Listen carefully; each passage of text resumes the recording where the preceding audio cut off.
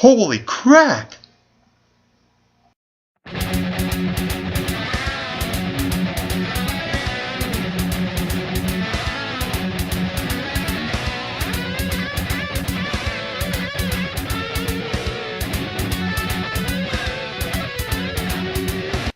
To me, this was one of those episodes of TNA where there weren't a lot of negative things about the show, but besides some of the nitpicky moments, but overall, this was a really good episode of TNA. It was much better than last week's show, and it started with a 10-man gauntlet match, the way that TNA marketed, but really, this is one of those nitpicky issues that I had. It wasn't really a gauntlet match, because a gauntlet match, you have guys come out and you win via pinfall or a submission. But in this case, you throw them over the top rope. So really, it's a 10-man battle royal.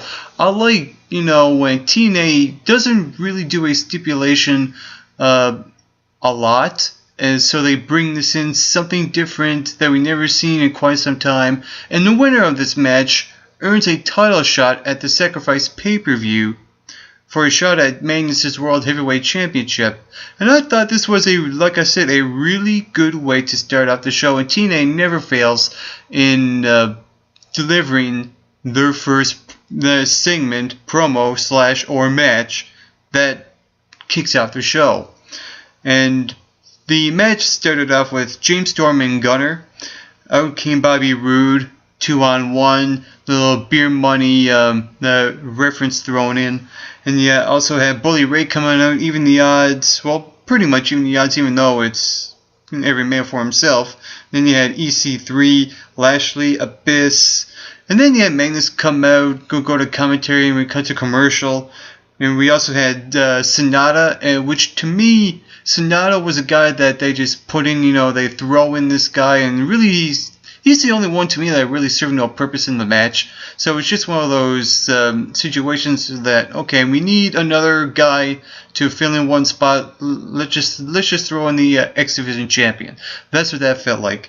And we also had Eric Young, Willow, and I like that moment where Rockstar Spud came out and in his wheelchair, and it was a miracle that he got up and he was hooking on Willow's leg while he was outside the ring, and both him and EC3 eliminated Willow. That was a really cool moment.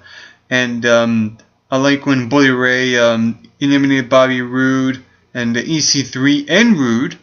After Bully Ray eliminated Bobby Roode got him back and pretty much pulled him up, and EC3 helped him up. So I like how this match tied in with a lot of stories, with the whole Gunner and James Storm story. You had the Bully Ray and EC3 and Bobby Roode story. You had the Willow, Rockstar Spud and EC3 story. Even Bobby Lashley too as well. You had him in the whole EC3 story. And there's a reference to Kurt Angle there as well. So I like how everyone, except for one, served a purpose in this match. And it was a really good way to start off the show, and you ended up having Eric Young winning this match, and I like where this is going already. I think, to me, he is the right guy to win this match, and I like how the closing moments of him winning was well done as well, because you had Abyss, EC3, as well as it was Abyss, EC3, and Magnus. It was Abyss, EC3, and someone else. I forget who now. But it was 3-on-1. And so it was Eric Young fighting off the odds and trying to overcome the odds. And I like how he got rid of the other two guys. And I kind of figured it was coming down to Abyss and Eric Young, because it made sense storyline wise. Abyss being Magnus' bodyguard, and Eric Young trying to get his moments. So, to me, you could have went anywhere with this. So I actually like how this match ended. You had Eric Young throw out Abyss, and Eric Young gets on the microphone and says he has a request for MVP. And MVP came out and said that, okay, EY, what's on your mind? And says that he's waited long enough and he wants his world title match now instead of sacrifice. And MVP makes the match happen, and he throws the Magnus rules out the window and says, if you get counted or disqualified, you forfeit the title. If anyone comes out and interferes, they get fired on the spot. If Abyss comes out, he will also lose the championship. The championship. So they really stacked the deck here for Magnus, and I'm wondering why they're doing this on a normal Impact Wrestling show than, say, a pay-per-view to have a bigger feel. I'll probably mention that later on this review when it comes to their World Heavyweight Championship match, because what happened was that Eric Young got his match early. It was going to be the main event on tonight's show, and it's reminiscent to the other company, and you know what happened with Daniel Bryan. Even though there's a lot of differences, it's the same type of feel. So this is pretty much TNA's version of, okay, what can we do to get the fans talking after what happened at WWE's WrestleMania? What can we do to top that? Because really, TNA's in competition with the other companies, so you gotta. I don't think they should do something similar, but they should do something that really stands out as a standalone episode, and I think they've really done that here with this. To me, this TNA episode felt like a standalone because overall this show was revolved around the winner of the Gauntlet match, Eric Young. I mean the Battle Royal, Eric Young, and the way the show ended, which I'll get to later on. Also, we saw Samuel Shaw, I will get to, but we also saw Angelina Love, Brittany, Gail Kim, and ODB in a number one contenders match for the Knockouts Championship to face Madison Rayne at Sacrifice, and I actually didn't mind this match at all. I thought it was actually pretty good, even though a couple of knockouts felt like they were just there in the match. I like how they showcased each one individually, but not to their fullest potential, but at least they got something out of it. They made the most out of it. I like that spot where Brittany done this springboard and then a splash onto her opponent, just showing her athleticism. More of that, please. I like to see. And with that being said, what I like to do here is to take the time to talk about each one of these four knockouts individually. And like I said, ODB and Gail Kim felt like those two knockouts were fillers when it comes to the booking of this match and who's going to win. And with the new knockout, Brittany, it would be way too soon for her to be a number one contender. I'd like to see her work up the ranks slowly, bit by bit, till she gets to that point, until it feels right. And I like that they had Angelina Love go over because she just came back. She just turned heel, and why not capitalize on it? The Knockouts champion is Madison Rayne, and I like that these two got legit history. It's not like Madison Rayne and Gail Kim's history, where it just felt, to me, it served no purpose, no meaning, no big reason behind it. There's actually a bigger reason behind this rivalry between Angelina Love and Madison Rayne because of the whole beautiful people stable. So I like where they're going with Angelina Love and Madison Rayne.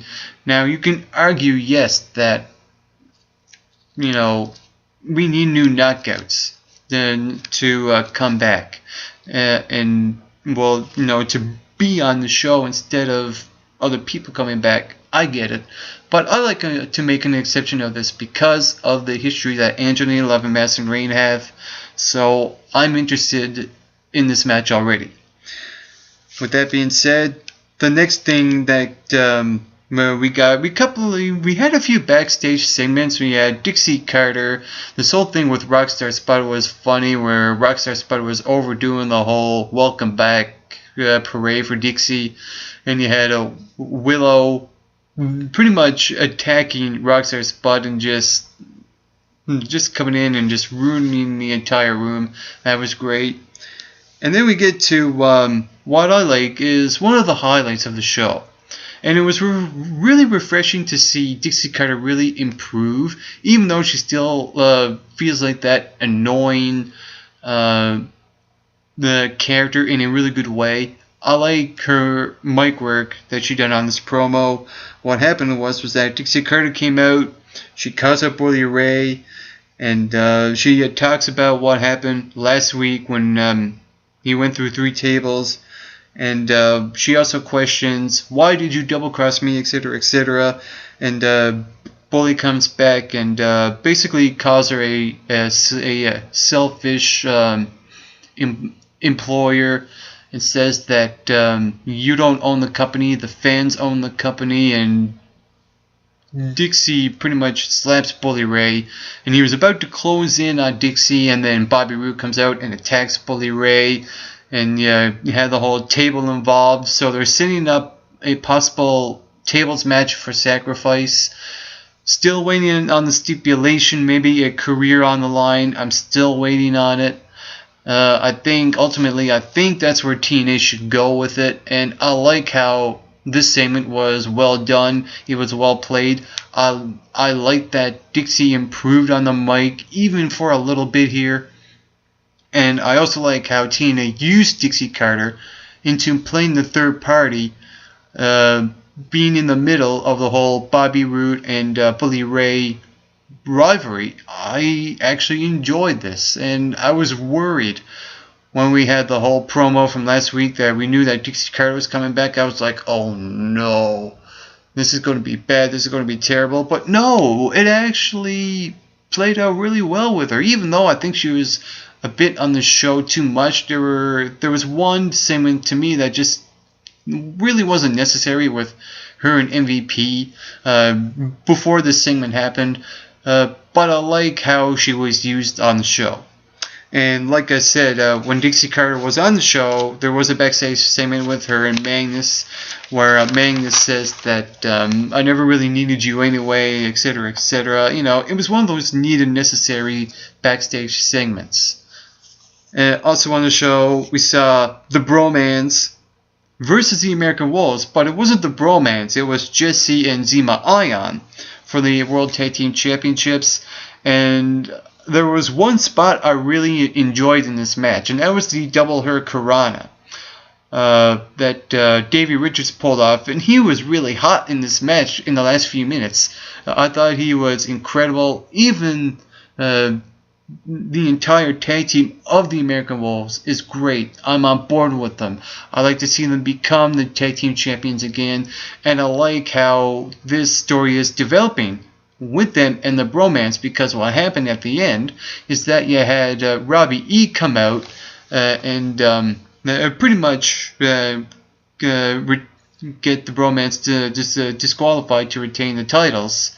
And like I said, it was funny because Mike Tenay said travel arrangements, my you know what, and stuff like that. They're the excuses that the Bromance came up with into avoiding defending the tag team championships is actually pretty smart. I like how it's well played, because you don't want to rush quickly into the American Wolves becoming the tag team champions again. You want to develop that storyline, and to me it's playing out pretty well, even though the Bromance are jobbers. They're the tag team champions, and to me they don't seem like that they should be.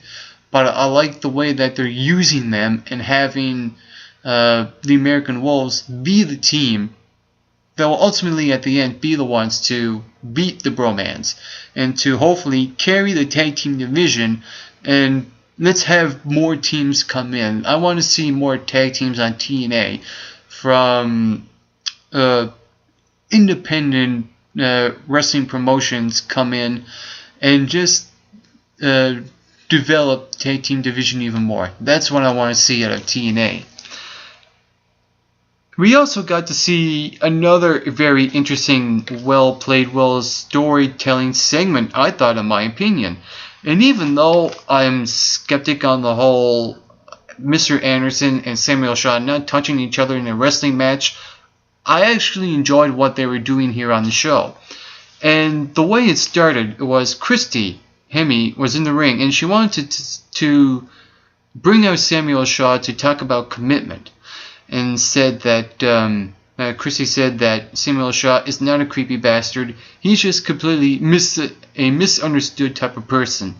And Samuel Shaw said, "I'm glad that you see the light and that I'm not a creepy bastard, etc., etc. And I'm glad that you had to change your heart."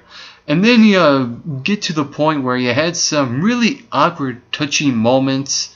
And this was all setting up Samuel Shaw's setup into putting him in the psychic ward, pretty much. And I like the delivery that Christy Hemme done here. She was actually creepy in a really hot way. The way she would take Samuel Shaw's glove off with her teeth and stuff like that, and the way she was touching him and feeling him, and the way he was selling it was creepy. It was like watching a dysfunctional married or boyfriend and girlfriend couple, where it just seemed right on the nose when it comes to their dynamic and the dialogue with the two of them in the ring. I thought both of them back and forth was absolutely great. And you had Mr. Anderson coming out, sneaking up on Samuel Shaw from behind, and pretty much beat him up. Mike checked him, took him out. He was about to go into the van, and then Samuel Shaw escaped, Psycho on the loose. But to me, I would have liked to see Mr. Anderson put Samuel Shaw in the van, have him checked into the what was it, the words he used, the funny farm or something like that. I would have liked to seen that. I would have liked to see segments where Samuel Shaw is going through therapy on the show until he finds a way to escape and probably ultimately catches and kidnaps Christy Hemme. Stuff like that I would have liked to see. I think TNA missed a really good opportunity to tell a different story here, but I'm okay with this happening. But I would just rather see, Samuel Shaw be thrown into the van and have him checked into the ward, and just have segments on TNA where he's like, I want to get out of this, I want to go get Christy, I want to kidnap her and stuff like that.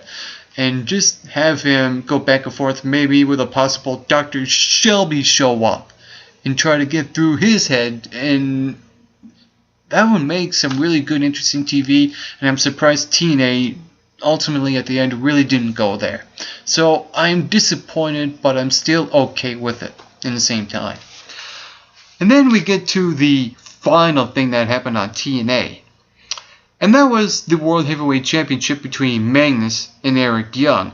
And going into this match, here I'm thinking, okay, this is going to be a really good opportunity to finally shut up Magnus's critics and say that at the end he would successfully defend the title in a manner where he doesn't look weak. He pins Eric Young clean or makes him tap out or whatever. That's what I was thinking going into this match.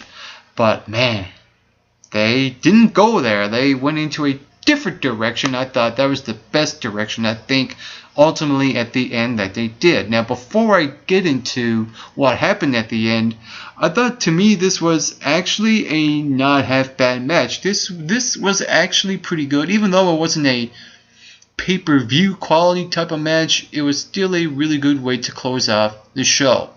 And I like those moments where Eric Young hit his hot spots in the match, and this was to me Eric Young's show. This was Eric Young's TNA show, where he finally won the TNA World Heavyweight Championship. And yes, like I said, I'm surprised that they didn't do it at a pay-per-view. I can see the possible rematch happening at Sacrifice. But I'm also questioning, okay, why didn't they wait for the pay-per-view to have this moment happen? I guess it's the idea of throwing in the element of surprise and having Eric Young shock everyone, and that's what my feeling was after this match. I was like, oh my god, Eric Young won. He is the World Heavyweight Championship, and finally he gets his moment in the sun. Finally, after so many years of TNA throwing him gimmick after gimmick after gimmick, very unnecessary gimmicks, finally they've done something right here. Finally he's the World Heavyweight Championship. And you know what? Even though this was, to me, this would have been better if this was a pay-per-view quality match and Eric Young got the victory. That would have made a better feel, because even though, like I said, this wasn't a pay-per-view quality, it was a TNA Impact quality type of World Heavyweight Championship main event match, because it was only 15 minutes long, but still, that moment where Eric Young won the world title really felt like it meant something. It was a good way to end off the show from start to finish. This was almost a perfect episode of TNA, and if I were to give this show a rating, I would easily give it maybe an 8 or an 8.5 out of 10. And if you saw this episode of Impact, what did you think about it? Whatever you thought, comment below, let me know. While you're at it, you can hit that subscribe button just down below this video. You can also follow MRB Wrestling on Twitter, and you can like us on Facebook at the Make Rock and Bolt Wrestling Review Show. And on a final note to all you viewers watching, get plenty of rest and always do your best.